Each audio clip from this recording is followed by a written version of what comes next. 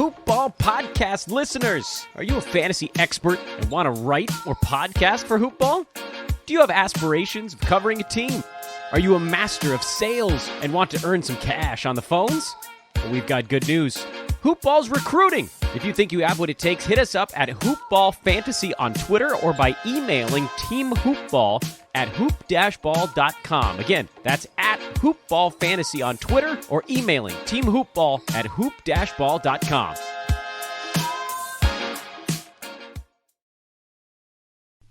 The following is a Hoop Ball presentation.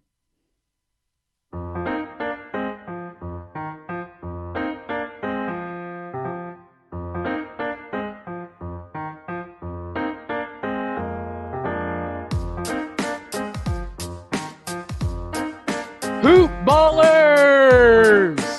Welcome back to another edition of Today in Sports Betting. Well, I'm just going to get off here and say it real quick. I'm excited for today. It's been a long time coming. We'll get to that. But, this is Devin Ellington at DALE007 on Twitter. This is a Hoop Ball presentation. Hoop-ball.com for all your fantasy basketball needs, best bet write-ups, the layup line, articles galore, premium subscriptions. It's going to be a quick off season, so get your news and your data quick. Before you know it, we're going to have basketball again. Hoop-ball.com, at Hoopball Gaming on Twitter, at Hoopball Tweets. I'm just going to do it. Josh, how you doing? We got Josh Millman back in the house, guys.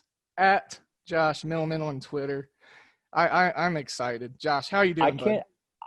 Dude, this is awesome. Yeah. I'm so glad to be back. I feel like I helped bring the show with you and Ira to the fold. I've seen you two just keep on killing it.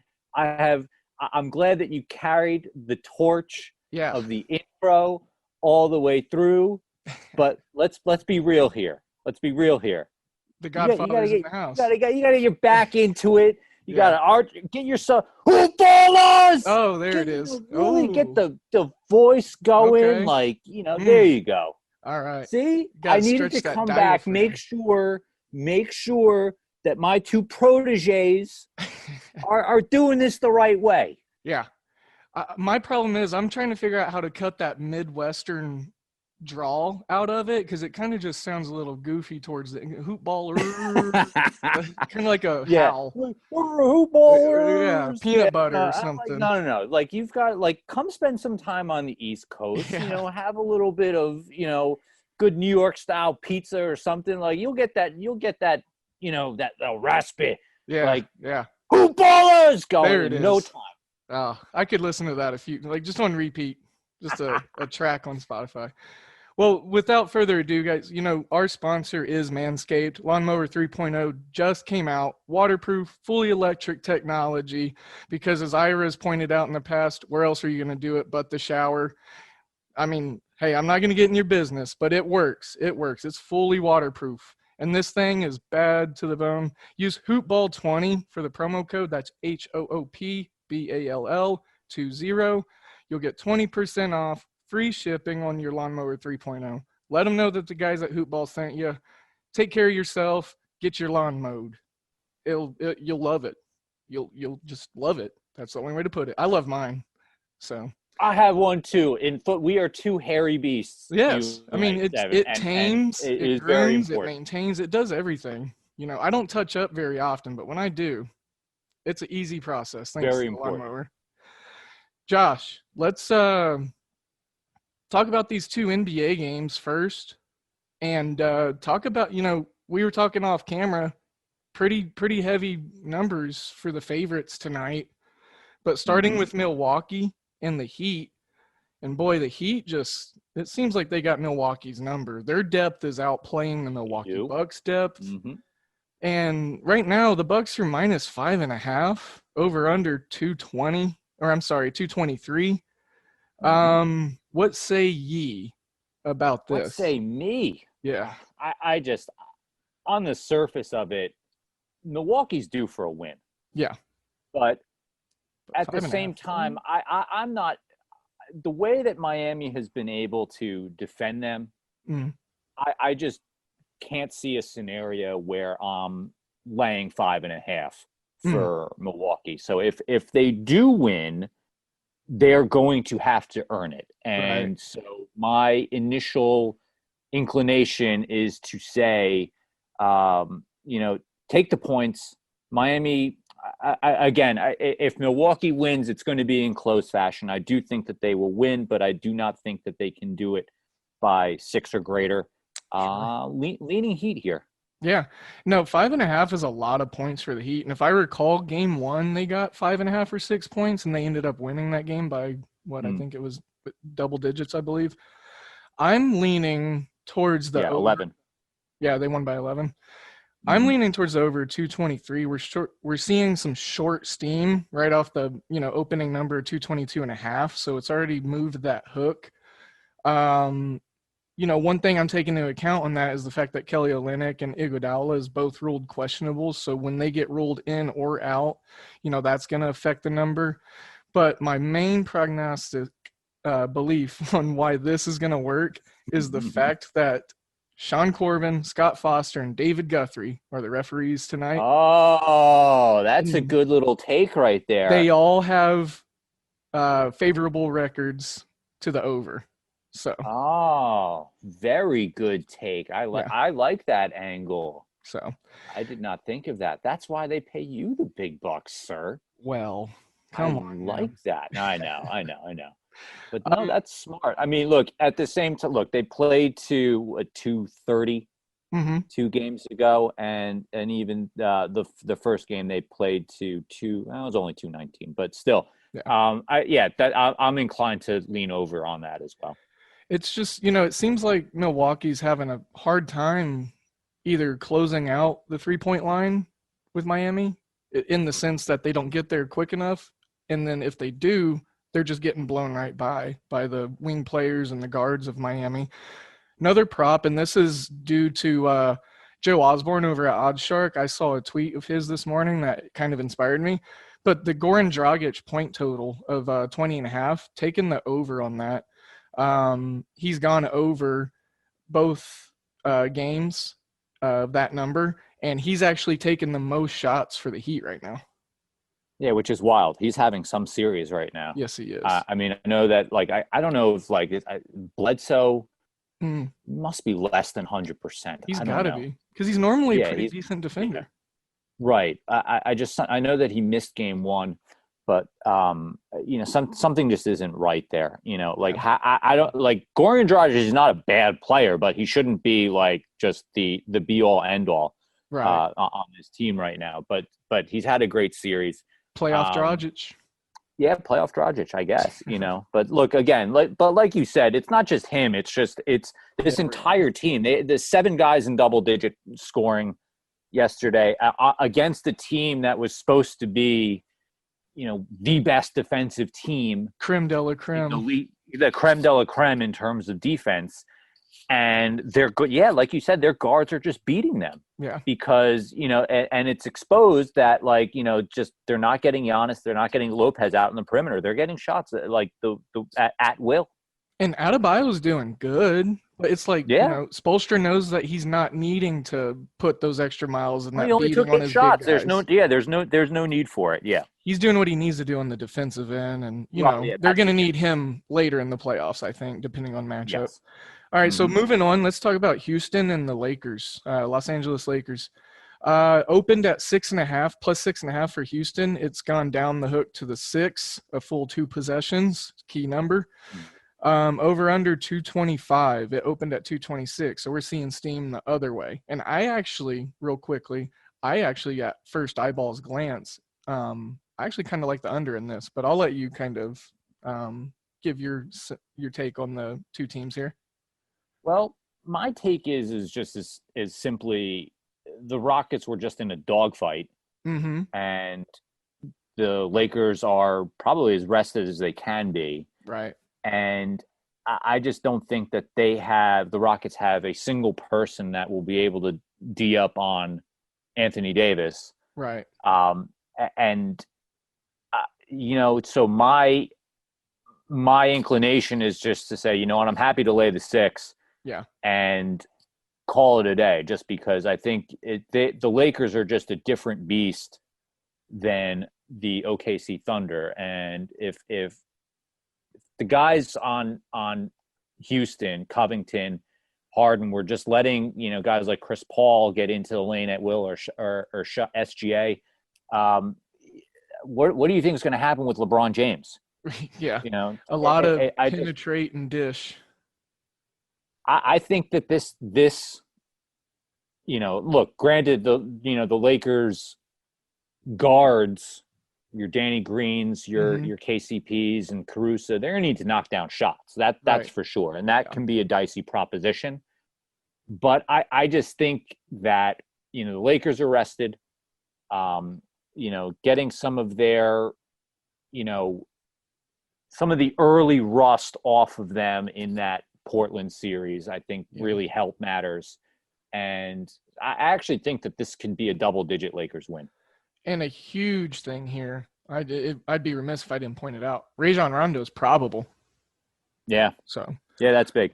Bet percentage right now 62% on the Lakers, but the money percentage is only 53%. So maybe some sharp money balancing out that money percentage market. Like I said, I got a slight lean to the under.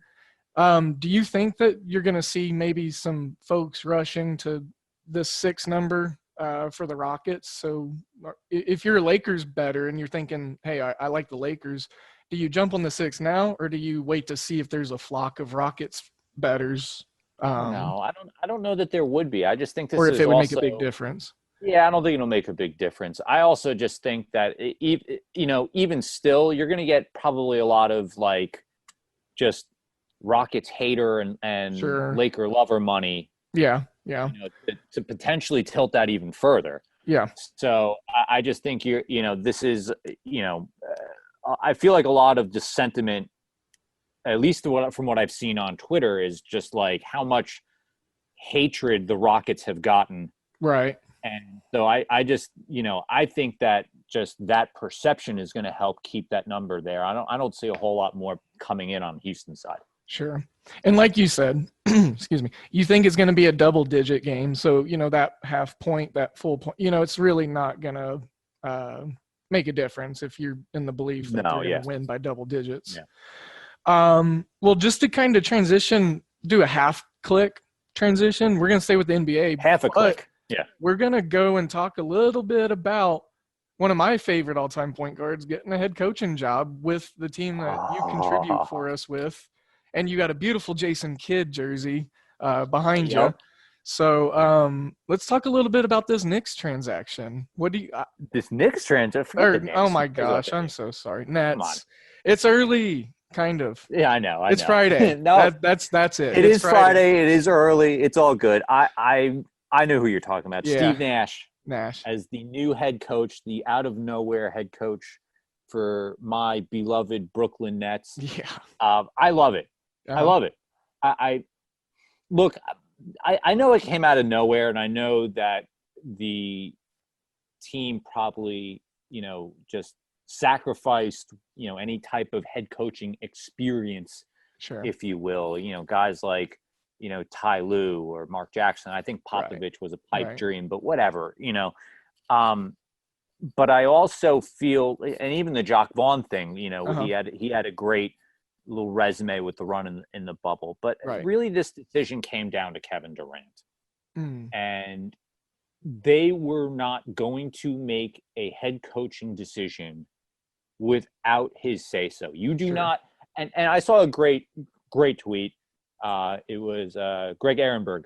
Great. Said this, and he said, "Look, the moment you push all your chips in to get these superstars, that is how you are then basing all of your managerial decisions around those two superstars. That's just the way it goes. You don't just push your chips in and say, okay, we are going to just keep on doing the way we're doing. No, you then have to change your managerial and your managerial system, who you hire around these two guys, and you have to do it in such a way that is going to appease those guys. Now Greg said it much better than I'm saying it. Sure. But you are not hiring Steve Nash without Kevin Durant's blessing. Right. Plain and simple. Plain and simple. And I think that's really what happened. They obviously worked together a lot during their Golden State days. And I have no issue with Steve. The other thing is that, these guys, Kyrie, KD, these are two of the best to ever lace them up. One is guaranteed to be Hall of Fame. Kyrie, still working on it.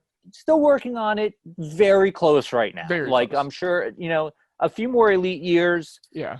Guy's got a title. I'm sure that he will absolutely get consideration. Mm-hmm.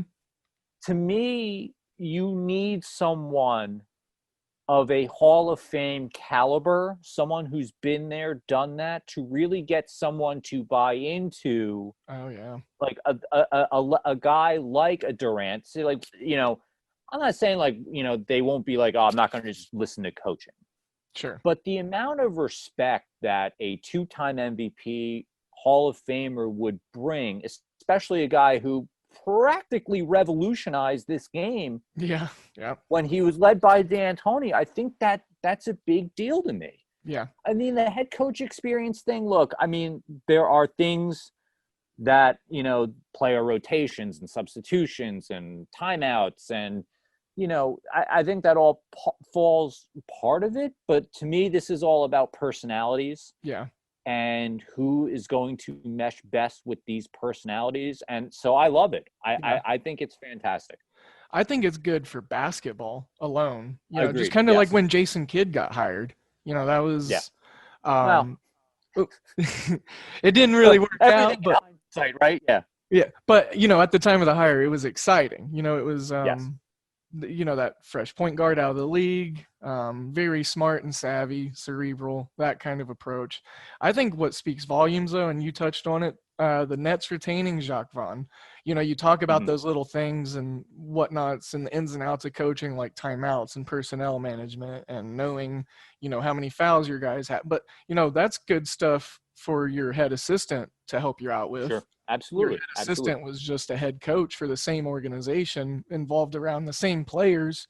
So I think what the Brooklyn Nets did is they took a guy that didn't have any head coaching, experience, but they put him in a pretty decent position as far as to succeed. Retainment, they need guys who, right. They will need guys who, understand the team, understand the system, but also can help. Look, it's no different than any organization. Your head guy needs,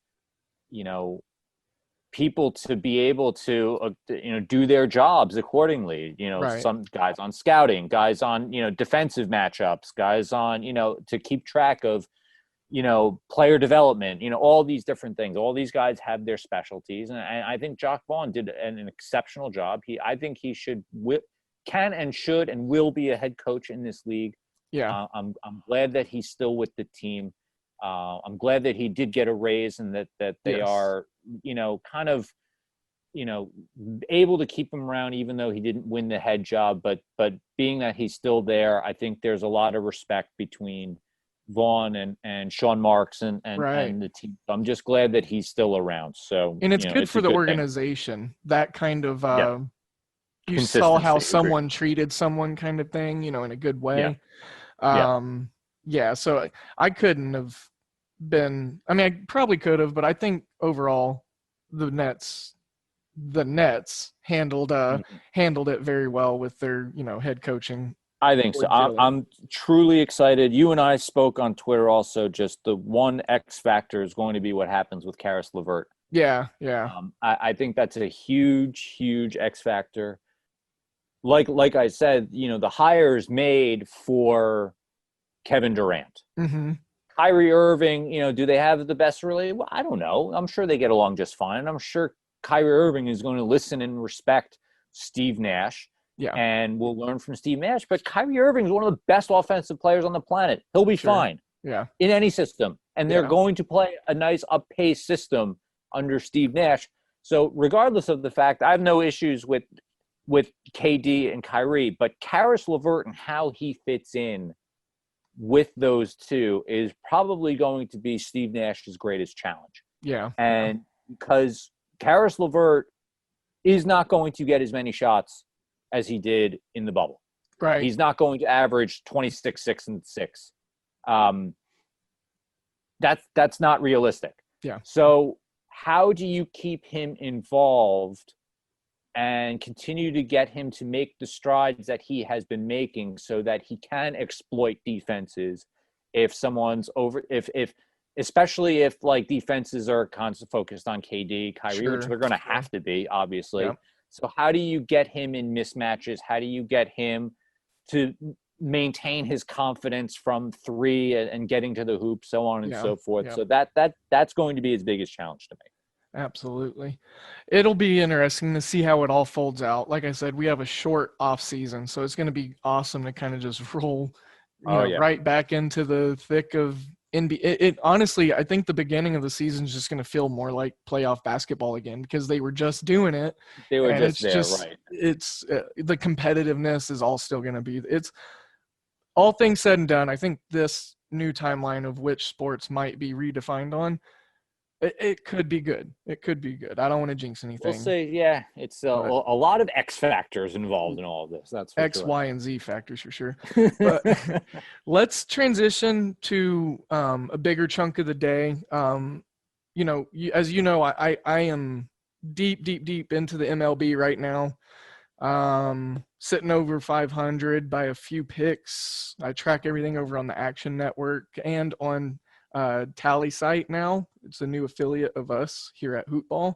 But I'm going to just do it real expeditedly because we have football to talk about, and I'm excited about that. Not to mention there's 5 doubleheaders today, 5 different sets of doubles. And I don't like betting on these 7-inning games because they're just so weird, and I don't have a lot of data on them. So call it a cop-out.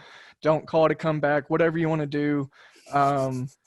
But I will start with the Yankees and the Orioles. They're the 4:05 game. Like I said, I'm bypassing all the doubleheaders. Sorry, Hoopballers. If you want, yell at me on Twitter or just get some thoughts in game with me later at DALE007 or at Hoopball Gaming. Or if you want, you can complain to Josh too at Josh Millman. Just be like, that guy sucks. Actually, yeah. You know what you should do, people, is complain to Ira because he's not here. And that's a cop-out right there. Complain to Ira. If we screw up, it's Ira's fault. Yeah. No, he's actually got a really good read. He had to go to Vegas to get in that super contest. The no kidding. Good for him. Book. Yeah. You can only do it in person. So he's the man. I miss Ira. I miss you, buddy. Yeah. Shout out to Ira. Ira's here with us. All right, guys. So I said Yankees, Orioles, but that is a part of one of the doubleheader monster slates here. So let me skip forward. Marlins, Rays. You got Lopez going against Fleming. Fleming is 2-0. He made his debut a couple starts ago with the Rays. 1.74 ERA. This is scheduled for a 5:40 start time. At first glance, I was looking at the under in this because you got quality pitching and 2 of the better defensive teams in the MLB right now. Miami's sitting at 500. Tampa Bay's 26-12, so both teams are winning. There's some short value of plus 110 for Miami on the money line, but I think the better value is going to be the better team winning, and that's Tampa Bay minus 128 on the money line. Over under set at 8. I'm looking at a 4-1 Rays win, so give me the under as a 6 beers in lean. Under 8. So I'm just going to pick a couple more of these baseball games. 6 beers in, not that 7th, not full tilt. No, the 7th's overboard. We're not, a case in. And the 6 beers are tall boys, just so we know. Okay. All right. Fair enough. All right. Here's another fun one. Big names on the mound, so people are going to probably flock to the under. But, I'm digging the over here. Philadelphia and the Mets are going against each other in a divisional matchup. The over-under is 10 right now. Arrieta's on the mound, as well as Rick Porcello. Both pitchers are featuring a 6.0 ERA, at least. Taking the first 5 over, full game over 10. And Philadelphia has one of the worst bullpens in the MLB, so maybe New York Mets team total over if it's 5 or less.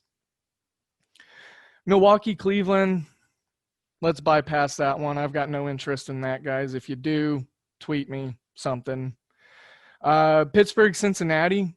I think we got a pretty good chance at a really close game here. Trevor Bauer's on the mound, so he's going to strike out at least 10 guys. Pittsburgh's one of the most strikeout-prone teams in the majors. Maybe Pittsburgh team total under as a slight lean here at first glance. Other than that, no true opinion. Maybe a prop bet on Bauer strikeouts if it's at 9. I would like the over on that. Boston and Toronto. Toronto is red hot right now. They're a minus 138 favorite on the money line. They're sending out Ross Stripling. He's making his major league or his Toronto debut coming over from the Dodgers. So I usually like to fade games that have guys making their debuts just because it can get a little dicey.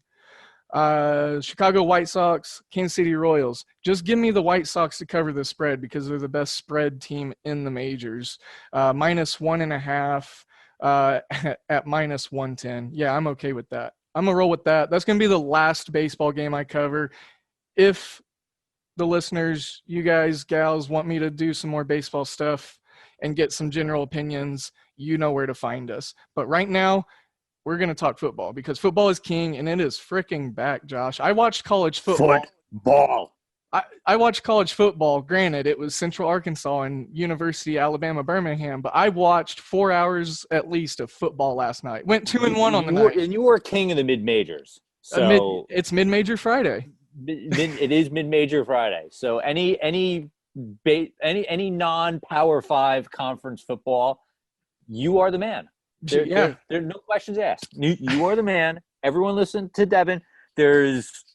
I mean, you uncover everything when it comes to non-top 25 ranked football teams and basketball teams. I think maybe more so basketball, but it's just so much fun.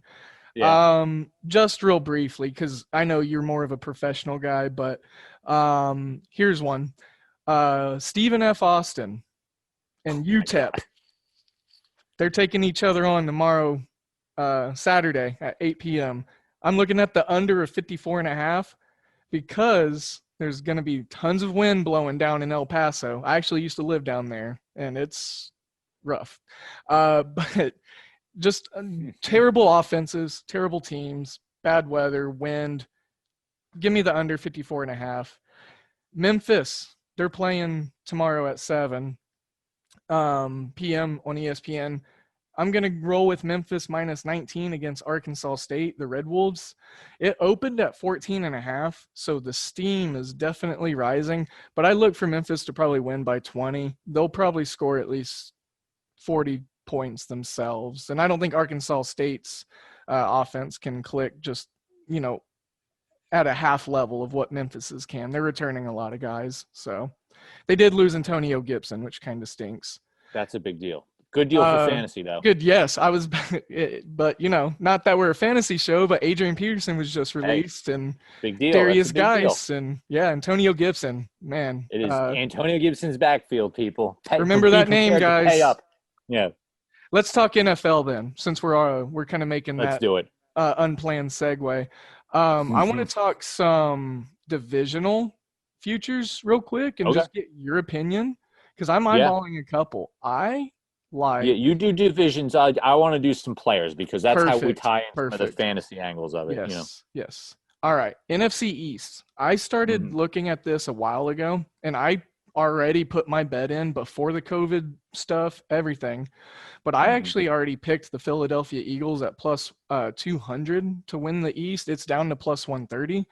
The reason why, they have the most continuity of all the teams, the most retainment between the staff, as many of the players as possible. Now, Dallas did upgrade significantly. Don't get me wrong. Everson Griffin most recently. But I think, again, in the shortened offseason, that continuity, the systems in place, just the familiarity, being able to get your wheels on the ground quicker with more traction, I think that's going to be a little bit more important. New coach, but maybe still the same Cowboys because of Jerry Jones. I don't know. What do you think?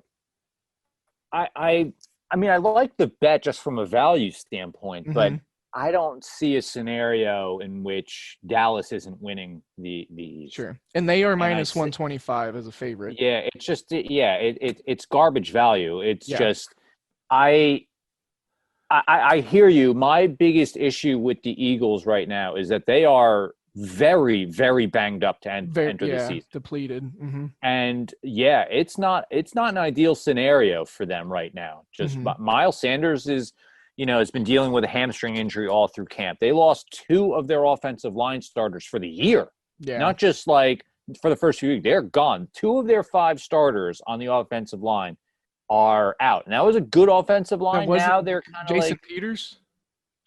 Jason Peters is now swinging back to left tackle. That's right. That's right. Yeah, that's right. It was Dillard and I forget who the other one. Their guard, and I'm sorry I'm blanking on his name, folks. But 2 of their 5 starters, Lane Johnson, Kelsey, and Peters are still there, which is good because that's their anchors. But their other 2 starters, both also good players in their own rights. Are done for the year. So that's a bit of a line in flux. Yeah. And their wide receivers are a disaster. Jalen Reagor is going to miss the first several weeks. Alshon Jeffrey's not healthy, and probably won't be for quite some time. Yeah. I'm sorry to like butcher your bet here, buddy, but that's why I put it out there. Yeah, no. But it's just, I hear what you're saying. It's just they may struggle very early. Yeah. And it's I just something I can't get behind. I get the consistency aspect of it, but McCarthy's been there, done that. They'll be all right. That's a veteran head coach. That Dallas offense is loaded. Yeah. I just don't see a scenario in which Dallas is relinquishing that title. Sure. Staying in the NFC, but moving up a little more north. So this one intrigued me because every team in this division, all 4 teams have plus odds. So the Green Bay Packers, plus 180, Minnesota Vikings, plus 170, Chicago Bears, plus 375, and the Detroit Lions, plus 450. It's got to be the Packers at plus 180, right? I would lean that way. I'm a Vikings guy, so but I am a Vikings guy. I mean, the Giants are my team, but I am a Vikings guy. Like I do love the Vikings. Sure. But it's you got to lean that way. I just think that it's still Rodgers' division to lose. I know there was a lot of just talk they didn't get him another wide receiver, and they drafted his successor, and there's a lot of there's some smoke. I don't know that there's a whole lot of fire, and when it comes down to it, he's still far and away the best quarterback in that division. And I like Matt Stafford, but I just don't love the Detroit Lions as an organization. But that's still Aaron Rodgers' division to lose, in my opinion. So I would take the value there. I'm with you on that. Sure. Just one AFC one, just, because I want to see what you think about it. Obviously, the AFC West is we know who's going to win that one probably. But another division where, all 4 teams are at plus odds. You got the AFC South, the Colts at plus 120, Titans plus 150, Texans plus 350, and the Jaguars plus 2,500. Houston plus 350. I mean, I know they. Nice. Nuke's gone. They lost a couple other guys, but you still got Deshaun Watson. Sure, Indianapolis has the best offensive line in football and a stout defense in Phillip Rivers, but I don't know, plus 350, that's kind of – you got one of the most exciting young football players of, this generation. Right. Quarterback. And he's easily the best quarterback in that division. Right, we're going by that sentiment. Sure. I get the loss of Nuke Hopkins, but most of that team is coming back intact. Right. and that's look, say what you want about Bill O'Brien, the general manager, but he has his team pretty playoff ready every season. I mean, granted, they don't really do much with it, but they get there. You can pretty much lock them in for 9-10 wins. That's just the way it goes. So, plus 350, they would need to be able to just hang maybe like a 3-1 record on Indy and Tennessee. Yeah. And can they do that? I think they can. Absolutely. I think Tennessee's due for some regression. Yeah. So Indy's a good team. Indy's a very, very good team. And I think they're well built on both sides of the football. They're going to be a tough out, but do I think that if Deshaun Watson makes plays that he's gonna win them games. I legitimately think Watson is an MVP candidate this year. If it comes down to quarterback, which most debates in sports are with football, I think Deshaun Watson's going to make more plays than Phillip Rivers does this year to win games, in the crunch time or absolutely. I'd rather have Deshaun Watson leading me down the field than an aging Phillip Rivers. Maybe if it was like 4 years ago, 5 years ago, Phillip Rivers, sure. But this guy throwing it completely from the collarbone, no. No, not at all. Yeah. It's like a shot. I still don't know how he gets away with that with that throwing motion. He's done it for 15, 16 years. I don't understand it. Before sports came back, I was rewatching the NC State college football game. They were playing Charlie Whitehurst and the Clemson Tigers, and back in like 2000 something, 1, 2, 2000 something. He was same thing, just completely like forehand, like shot put, toss throwing, but it's accurate. Works, man. He's got it works. Accuracy percentage. Well, since we're dissecting players now, man, we're on a roll with these accidental transitions. You're on a roll. I love this. Yeah. So not planned at all. No, not planned, but I liked it. But this is a good segue because what I wanted to do and what I proposed coming back on for is just talking about player futures and how do we tie in the fantasy side of things to this. Well, there's good player futures. So so Dan and I used to do this, and Dan used to do this, I believe, with Neil on the NBA side. But like, if you're going into the season and say you have $10 in your pocket,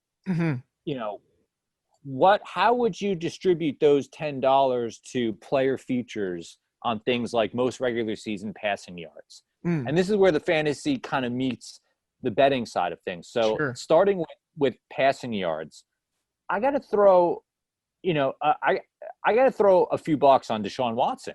Yeah. Okay. At 3,300. Because I think everyone. Yeah. So Houston's not going to stop throwing the ball just because they lost Hopkins, and they still have some really good weapons at wide receiver. Brandon Cooks, like, people just assume that, like, oh, that guy's washed. No, he's been a 1,000-yard receiver for several years. Kiki Coutee still developing.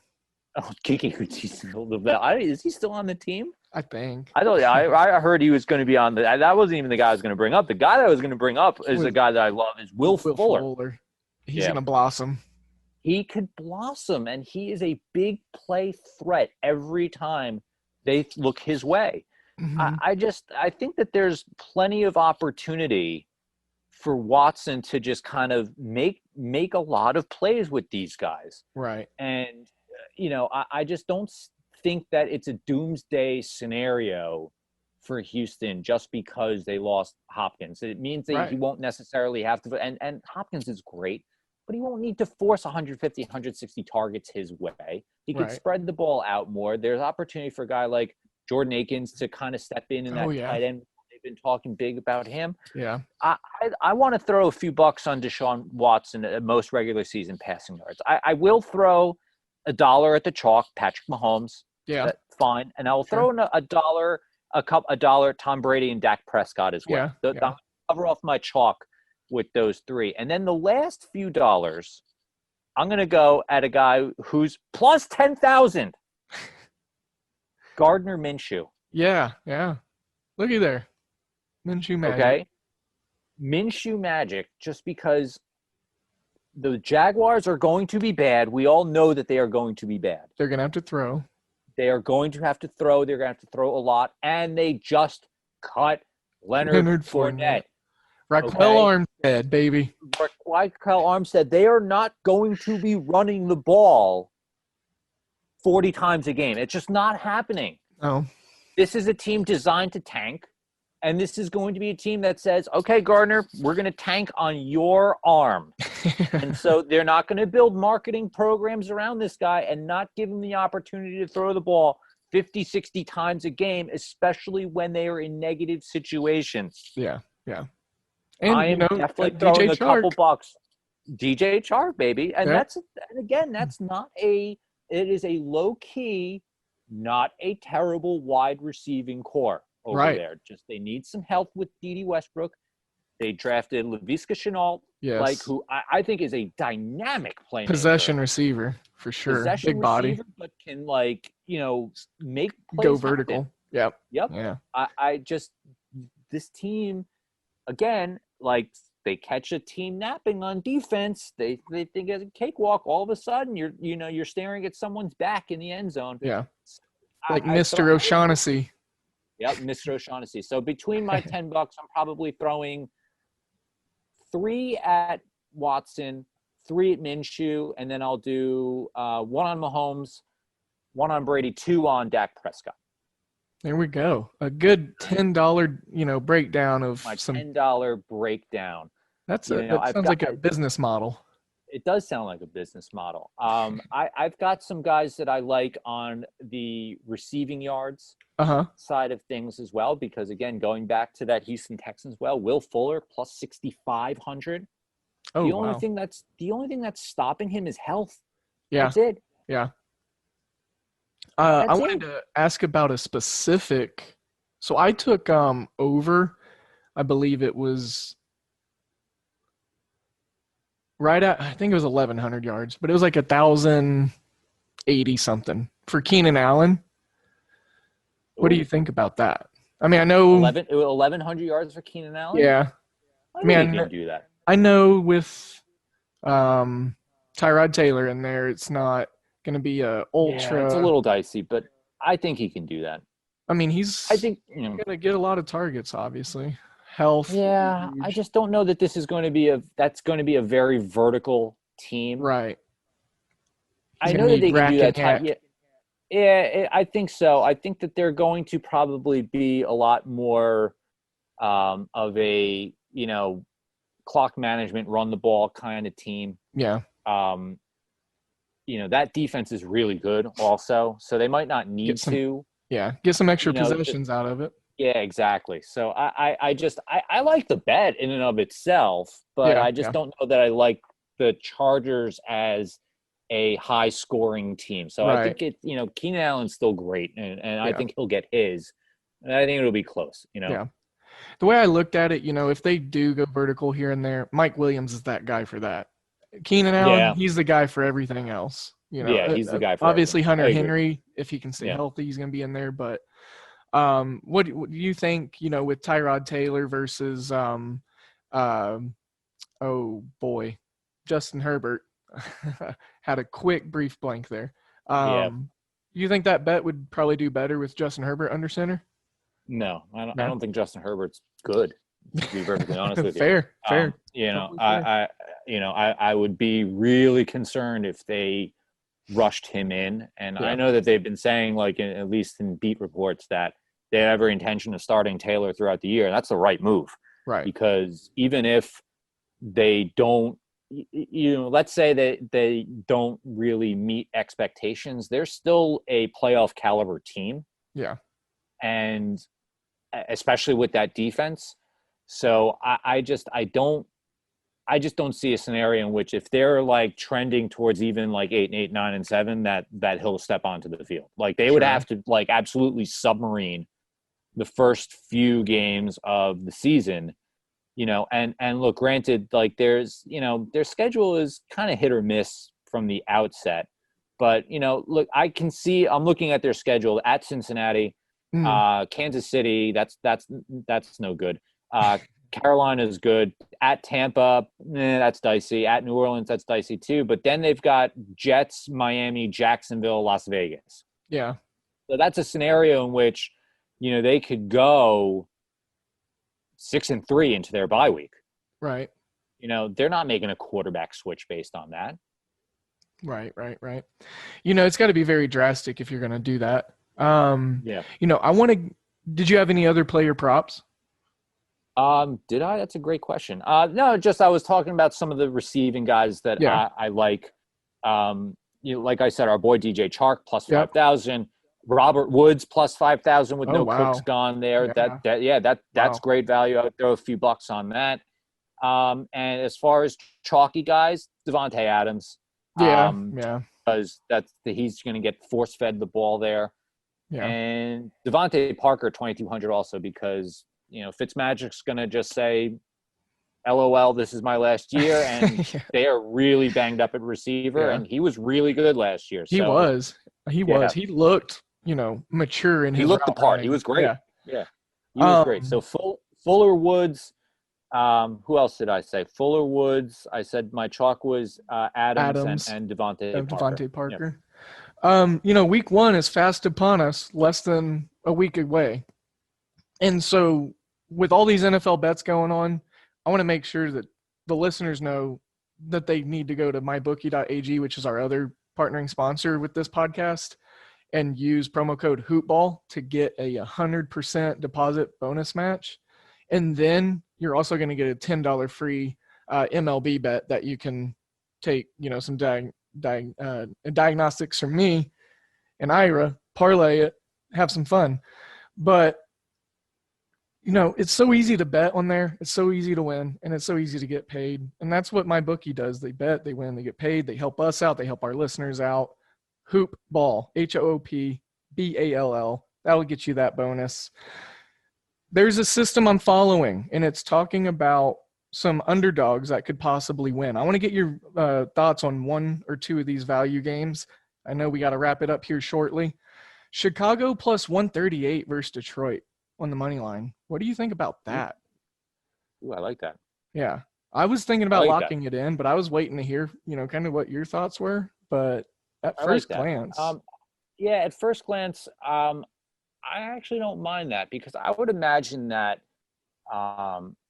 Chicago are going to come out and start Nick Foles. But I don't necessarily think that it's going to be and I do think that that's the right move. But I also think that, I think we're kind of sleeping on the Bears defense a little bit. Yeah. And, it's not as if like they weren't, I just feel like they're not, everyone made Mitch Trubisky out to be the scapegoat there, but I do think Foles will be an upgrade. But I do like them as a whole. Again, that whole division is probably not going to be separated by more than like a few games. Sure, yeah. So I like that bet. I think it's going to be a closer game than people think. That Chicago Bears defense hasn't gone away. Khalil Mack's still really good. They've got a great supporting cast. Smith. I think they're exactly. They'll be all right. Green Bay plus 122 versus your Vikings. Oh God, you're gonna. I did that one on purpose. Yeah, I know. I did. I was surprised. I'm gonna roll with the home team. Yeah. I mean, I can dig it. I can definitely dig it. I'm gonna roll with the home team. That's not enough value for me to Sure. Home team.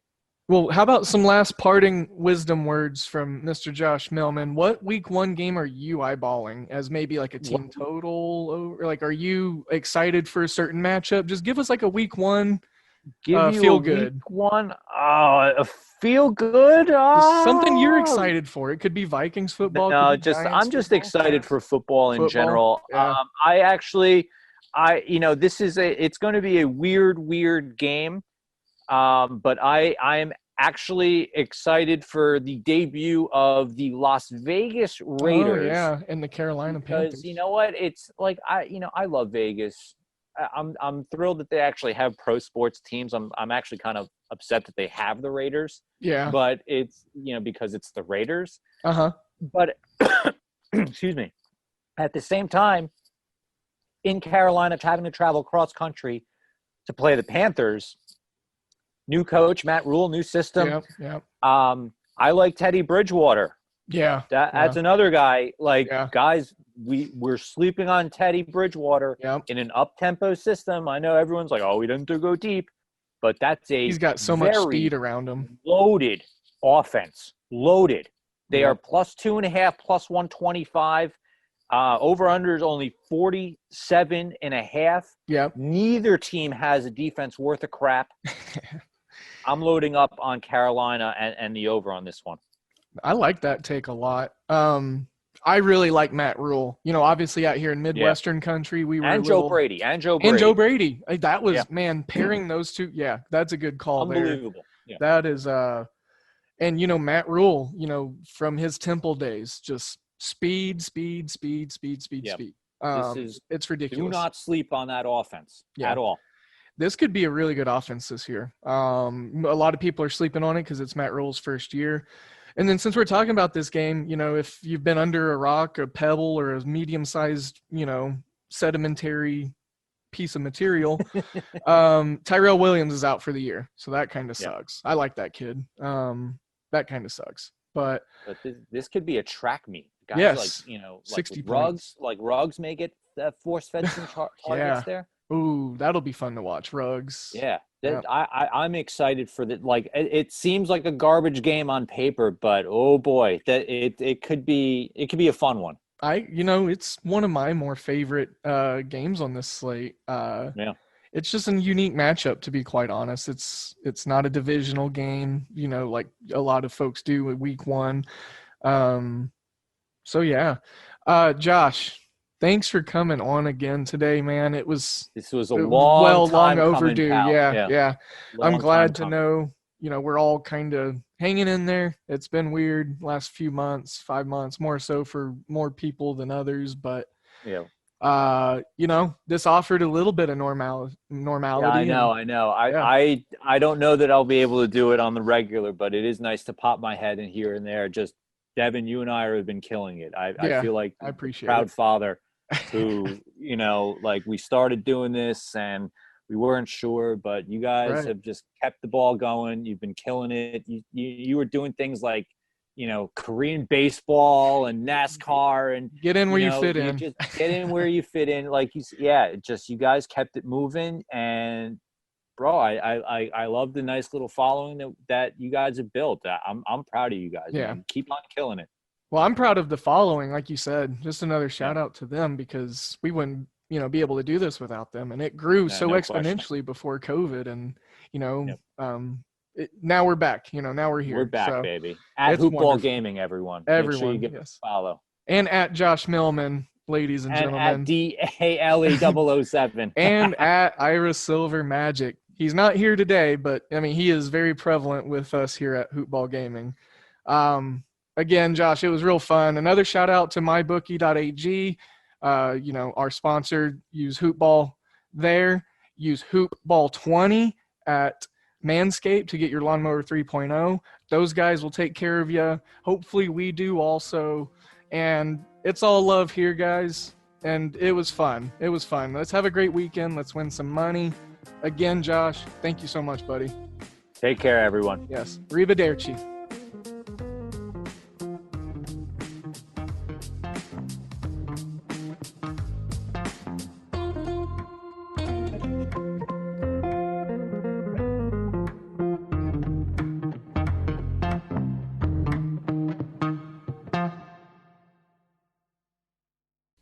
This has been a Hoop Ball presentation.